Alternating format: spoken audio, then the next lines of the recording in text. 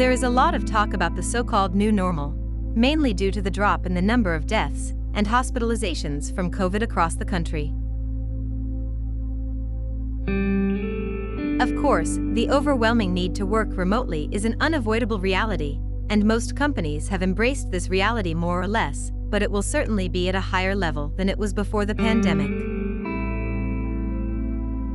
The explosive growth of telemedicine for medical services can easily be seen by the number of large healthcare institutions in the country. This vacuum of uncertainty and the backdrop of all the pandemic-related losses can leave deep emotional scars, which provide fertile ground for the so-called fourth wave.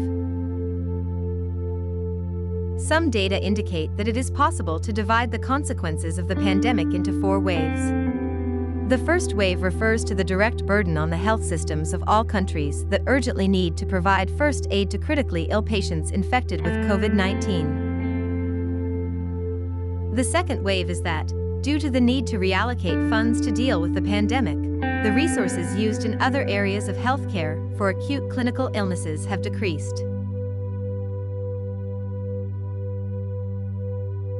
The third wave is related to the impact of medical care interruptions on various chronic diseases.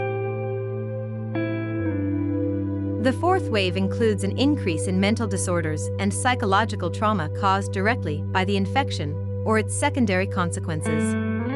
The increase in psychiatric symptoms and mental disorders during a pandemic can occur for a variety of reasons.